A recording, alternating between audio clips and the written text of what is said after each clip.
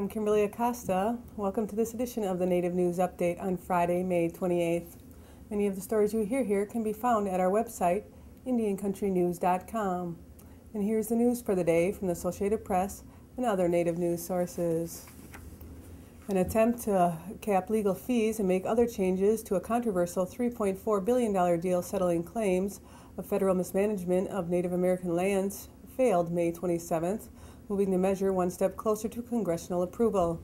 In December, the Obama administration settled the case, which was first brought in 1996 by Eloise Cobell of the Blackfeet tribe in Montana.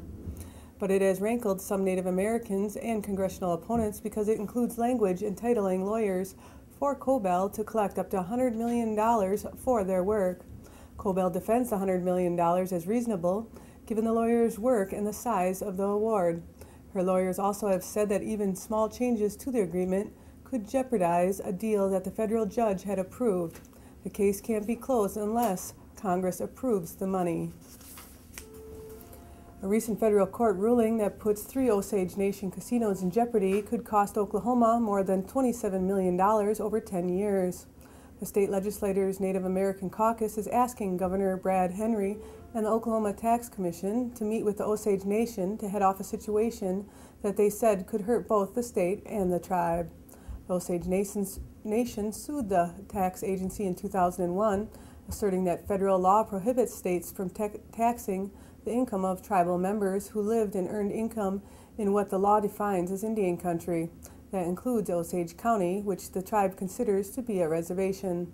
The 10th U.S. Circuit Court of Appeals in Denver ruled in March that the tribe's reservation ceased to exist 100 years ago under the Osage Allotment Act. The appeals court's ruling threatens 3 of the tribe's million-dollar Elm casinos, including its largest one in Tulsa, because they aren't on land held in trust by the federal government, a requirement for casinos in states where gambling is illegal. The Justice Department announced that it will monitor the primary elections on June 1st in Cibola and Sandoval counties in New Mexico to ensure compliance with the minority language requirements of the Voting Rights Act of 1965 and other federal voting rights statutes.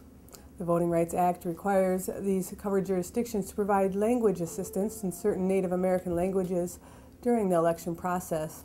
In addition, jurisdictions must comply with the requirements of the Help America Vote Act during this election for federal office, including requirements regarding provisional ballots, accessible voting equipment, and information provided to voters. Each year, the Justice Department deploys hundreds of federal observers, as well as departmental staff, to monitor elections across the country. To file complaints about discriminatory voting practices, including acts of harassment or intimidation, voters may call the voting section of the Justice Department's Civil Rights Division at 1-800-253-3931. In 2009, Native American tribes fought and lost a U.S. Supreme Court battle over the use of treated wastewater to make snow on the San Francisco peaks of the Arizona Snowball. The contract to sell the wastewater to Snowball was signed by the Flagstaff City Council back in 2002. Now the Arizona Daily Sun is reporting that the Hopi tribe objects to any snowmaking regardless of the source of the water.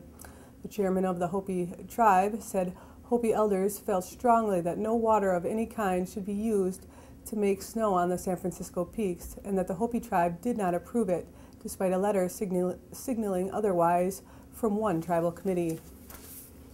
The Shoshone-Bannock tribes in eastern Idaho has asked Idaho State University to no longer allow non-tribal members to perform a Native American sunrise ceremony on the school's campus. The Fort Hall Business Council made the request following a sunrise ceremony held on the campus on April 22nd, during which non-tribal members performed the ceremony using objects the tribe considers sacred. University officials say the sunrise ceremony was handled by students who had trouble finding tribal members to perform the ceremony. University spokesman Libby Howe says a university official is speaking with the tribe about the ceremony. The USDA has awarded grant money to nearly 30 Native American groups across the U.S., including 3 in Wisconsin, for small business development and training. Among the recipients in Wisconsin is the Great Lake Intertribal Council, which serves a dozen tribes in the region.